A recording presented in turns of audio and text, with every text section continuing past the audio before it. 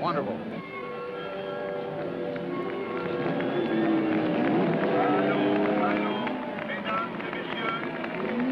June 19, 1966.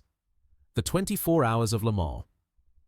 Dawn breaks as three Ford GT40s thunder across the finish line.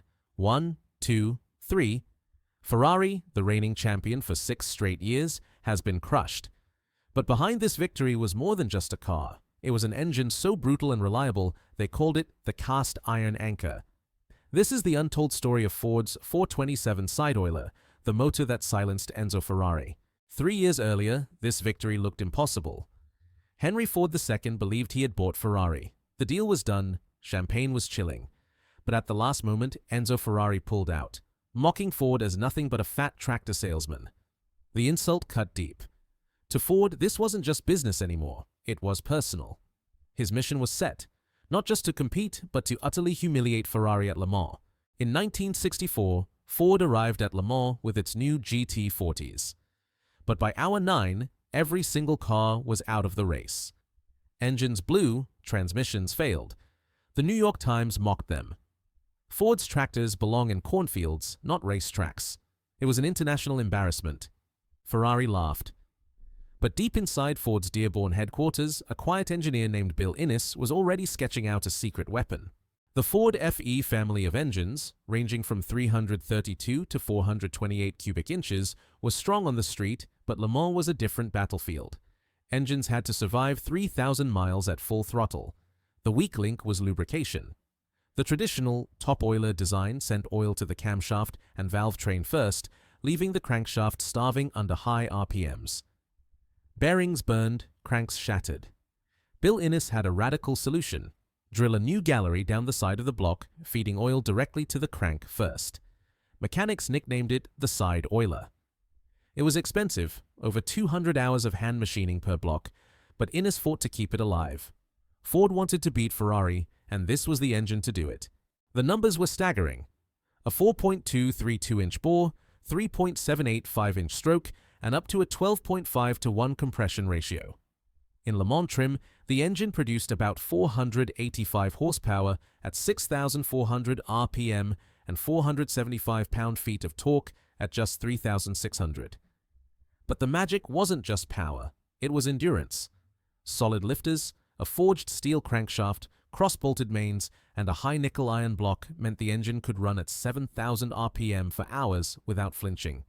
This wasn't just a motor, it was a weapon designed for a 24-hour war.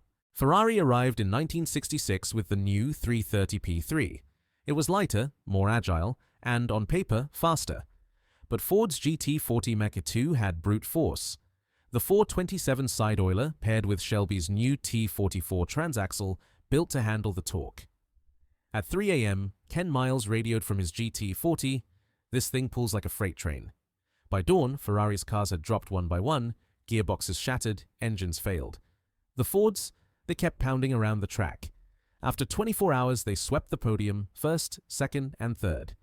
Dan Gurney later said, "I kept waiting for the bang. It never came."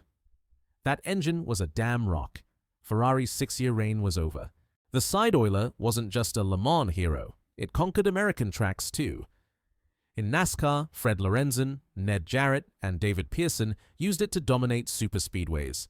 Its torque shredded gearboxes, but when reinforced drivetrains arrived, it became unstoppable.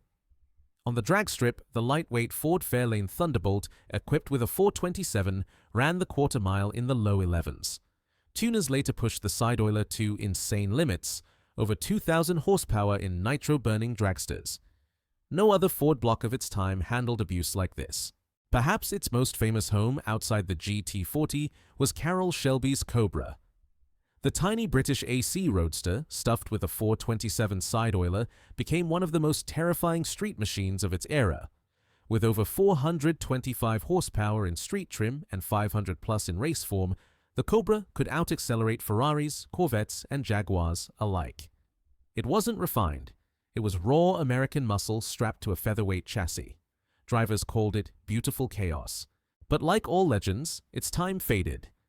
By 1969, the Clean Air Act, rising insurance premiums, and the end of the muscle car boom spelled doom.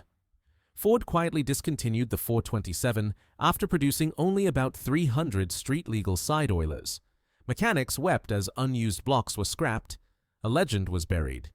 Gone, it seemed, forever. But the story didn't end there.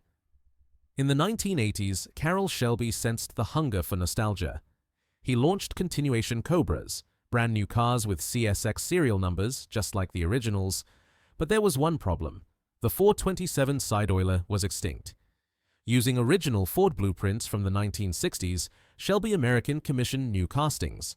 Some blocks were high nickel iron, others aluminum for weight savings. Power outputs ranged from 500 to 750 horsepower. The thunderous roar, the violent torque, it was back. Once again, the 427 side oiler lived. Yet, mysteries remain. What if NASCAR hadn't banned Ford's 657 horsepower SOHC cammer? What if Ford hadn't scrapped thousands of side oiler blocks in the 1970s? Some say it could have rewritten motorsport history, obliterating Chrysler's Hemi and leaving Ferrari in ruins. But even as a memory, the side oiler's impact is unmatched. It ended Ferrari's dominance, gave Ford its greatest racing triumph, and powered icons like the Cobra and GT40 into legend. Today, surviving blocks are collector treasures worth tens of thousands, and every time a Cobra roars to life, the ghost of Le Mans 1966 echoes again. The Ford 427 side oiler wasn't built for compromise. It was born from betrayal, forged in fury, and tested on the world's harshest stage. It was more than metal. It was revenge cast in iron. The engine that silenced Ferrari and forever changed motorsport history.